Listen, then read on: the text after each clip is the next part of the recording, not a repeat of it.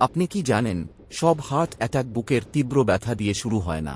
অনেক সময় শরীর আগে থেকেই কিছু নীরব সংকেত দেয়, কিন্তু আমরা সেগুলোকে গ্যাস, ক্লান্তি বা সাধারণ ব্যথা ভেবে এড়িয়ে যাই।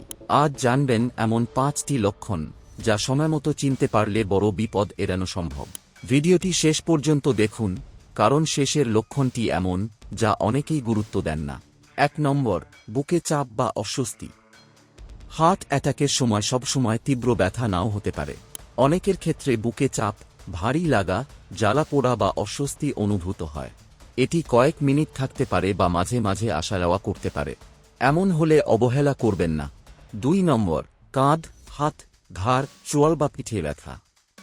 হার্টের সমস্যা অনেক সময় বুকে নয়, বরং বাম হাত, 2 কাঁধ, ঘাড়, চোয়াল বা পিঠে ব্যথা হিসেবে প্রকাশ পায়।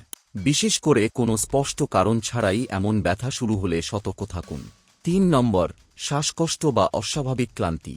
সিঁড়ি ভাঙতে বা অল্প হাঁটতেই যদি হঠাৎ শ্বাসকষ্ট হয় অথবা অস্বাভাবিক দুর্বলতা অনুভব করেন, তাহলে সেটিও হার্টের সমস্যার একটি সংকেত হতে পারে, বিশেষ করে যদি এটি নতুনভাবে শুরু হয়। 4 নম্বর, ঠান্ডা ঘাম, বমিভাব বা মাথা ঘোরা।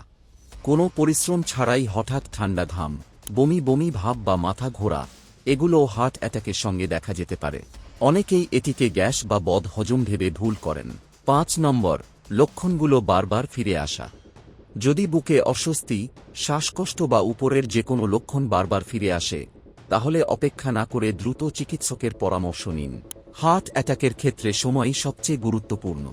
মনে রাখবেন, এই লক্ষণগুলো থাকলেই যে নিশ্চিতভাবে হার্ট অ্যাটাক হচ্ছে এমন নয়, তবে এগুলোকে অবহেলা করাও ঠিক নয়। যদি উপসর্গগুলো হঠাৎ শুরু হয়, তীব্র হয় বা কয়েক মিনিটের বেশি স্থায়ী হয়, তাহলে দ্রুত জরুরি চিকিৎসা নিন।